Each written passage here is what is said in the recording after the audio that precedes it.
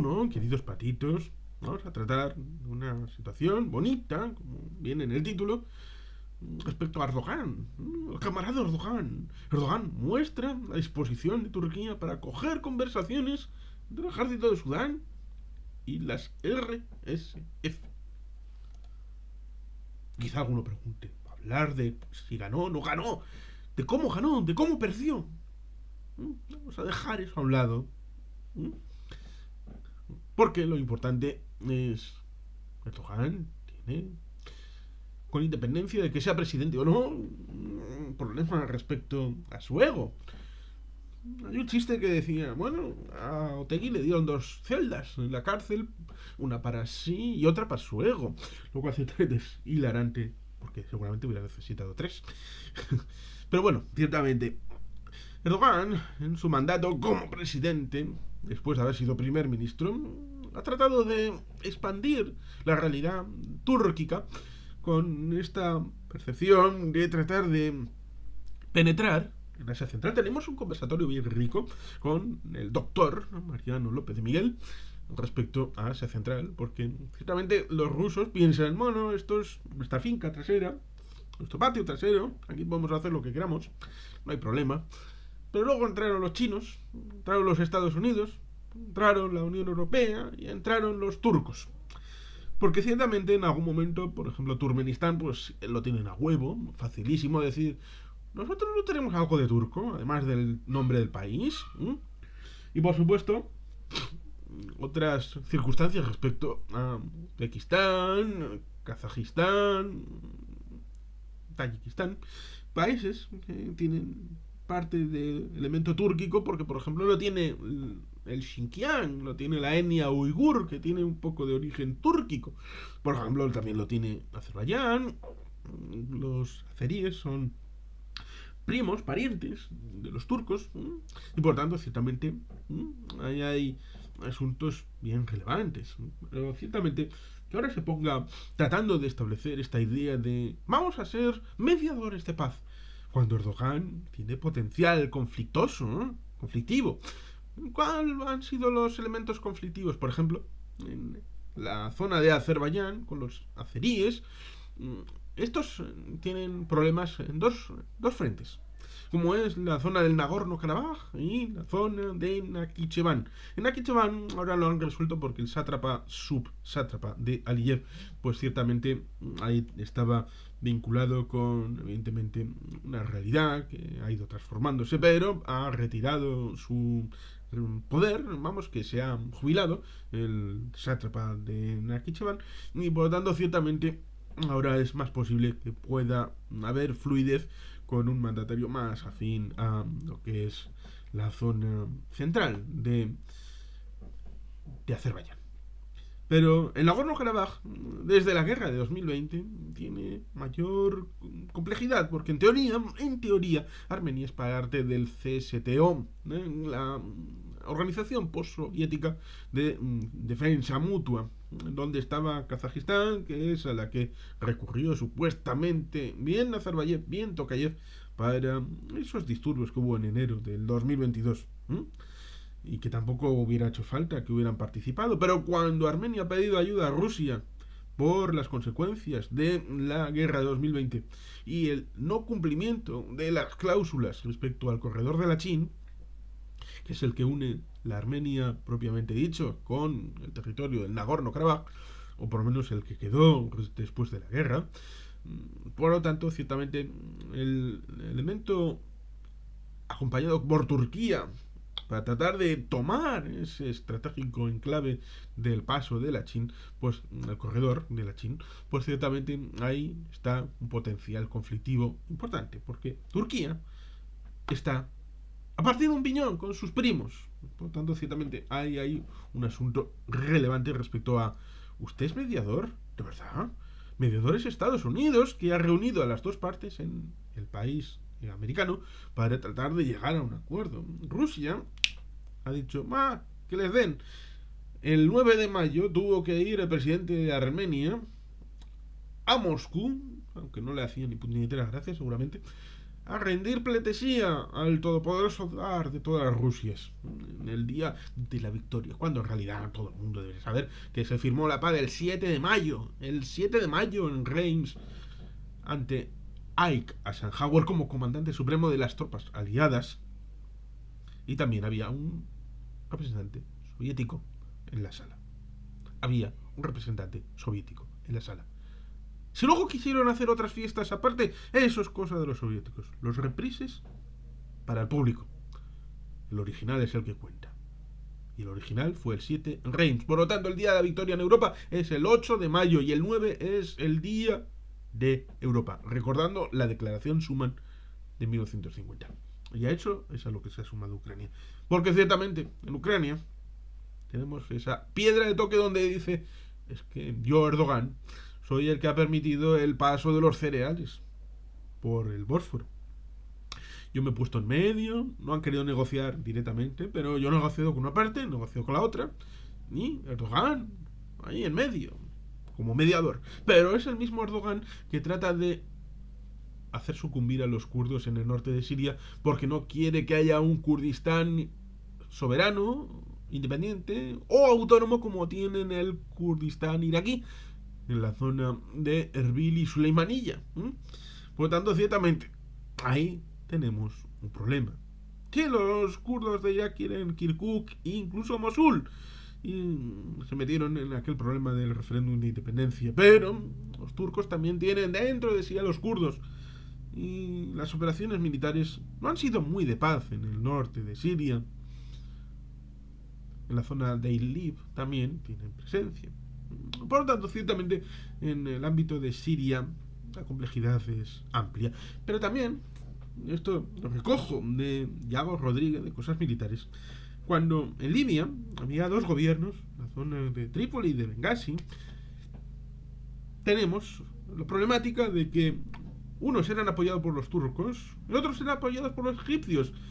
Y si uno sacaba casta y arrojo para tratar de apoyar, para que no perdieran, como era posible que hubieran perdido los de Trípoli, cuando las tornas se volvieron y lanzaron las tropas en dirección a Benghazi, Egipto hizo movilización de submarinos, de tanques, algo brutal, y podríamos haber visto una guerra directa, directa o proxy, da igual, entre Turquía y Egipto en territorio libio. Lo cual ciertamente habría sido increíble, pero simplemente con hacer el esfuerzo de poner la carne en el asador y amenazar fue suficiente para decir basta. Y aquí hubo otra vez una entente subrepticiamente cordial para mantener cierto status quo y que hubiera negociaciones tal vez políticas en algún momento para retomar la realidad unificada de un país virtual que no sabemos si alguna vez existió. Pero el Erdogan pacifista, se metió en Siria, se metió en Azerbaiyán, Armenia, se metió en Libia, pero como ha negociado lo de los cereales y es mediador, pues ciertamente se quiere presentar como hombre de paz. El mismo que trata de coger las islas del Egeo de Grecia, que son de ella, del Estado heleno. Por tanto, ciertamente le molesta porque ahora se ha descubierto que hay hidrocarburos en esa zona oriental del Mediterráneo. Y dicen, esto es mío, es de Turquía. No, espera. Es de Grecia, es de Israel, es de Líbano, es de Chipre. Por tanto, ciertamente necesita esas islas, no con un carácter de que es que me gusta y quiero poner un resort turco aquí con kebabs para la gente que pueda venir. No. Quiere, en parte, destruir a Mitsotakis. ¿Lo hizo? Eso tampoco lo vamos a decir hoy, si hubo o no cambio en las elecciones griegas de mayo. La cual, que lo vean, porque lo importante no es la persona que dirige los destinos del país, sino, evidentemente, la trayectoria. Evidentemente, Grecia tiene la comprensión de que ese territorio es suyo y que deben de defenderlo. Y por eso hay una especie de conciencia respecto al gasto militar y también el padrinazgo, por ejemplo, de Francia, como se ha demostrado en los últimos tiempos. También es miembro de la OTAN, de la Unión Europea, y si un turco pone pie en alguna isla, sobre todo teniendo en cuenta la idea de la proyección respecto al Mediterráneo, esperemos, y por lo menos creo, que habrá una respuesta unitaria de la comunidad internacional a la que pertenece Grecia. Pero como digo, este Erdogan, que ha apostado todo por tratar de tener las aguas azules que rodean a la península de Anatolia, que se presente como un hombre de paz, es increíble. Sobre todo siendo parte. Siendo parte porque en Sudán tiene intereses en un puerto donde iba a estar la flota turca en el Mar Rojo. Pero bueno, ciertamente, el presidente de Turquía, por lo menos en mayo lo era, en Tayyip Erdogan, ha trasladado al jefe del ejército de Sudán, Abdel Fattah al-Burhan, la disposición de Ankara para acoger conversaciones con las paramilitares Fuerzas de Apoyo Rápido, RSF, Rapid Support Forces, RSF, para intentar lograr un acuerdo para poner fin a los combates que estallaron el 15 de abril en el país africano.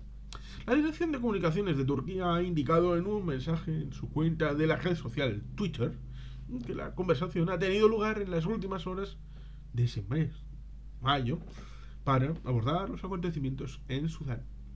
Ha agregado que Erdogan ha mostrado su tristeza y preocupación por el aumento de los muertos y los heridos a causa de los combates. Turquía está dispuesta a coger conversaciones si se adopta una decisión de iniciar negociaciones exhaustivas, ha dicho, al tiempo que ha recalcado que el mandatario turco continuará sus esfuerzos en contacto con Naciones Unidas para garantizar que las necesidades humanitarias urgentes del pueblo sundanés son satisfechas.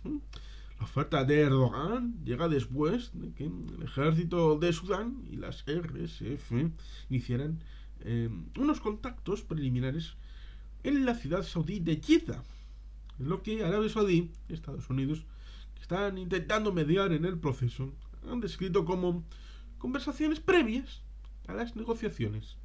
Ambos países pidieron el lunes seriedad a las partes para poder lograr avances, con el objetivo de pactar negociaciones expandidas para un cese permanente de las hostilidades.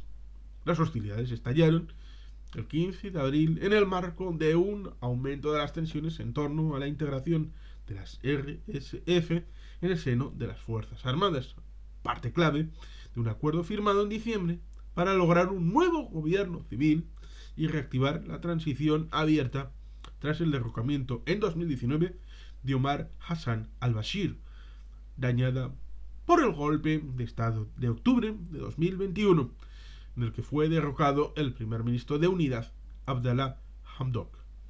Por tanto, ciertamente, aquí normalmente se suele tener la idea aquella de, bueno, ¿cómo se va a enfocar este problema en África? Bueno, nos queda muy lejos. No se confiesa eso, sino que se dice, bueno, geopolíticamente con quién está este, entonces este está con el otro, y entonces así se hace un juego de tablero de ajedrez, y por lo tanto, ciertamente, sea por aceptación o sea por exclusión, nosotros estamos con este, ¿por qué? Porque geopolíticamente esto, lo otro y lo más allá. No, evidentemente, ¿cuál es la razón interna de esta situación? Yo no la sé. Vamos a ser sinceros. Pero evidentemente alguna tiene que ser, además de la citada respecto a la integración o no integración.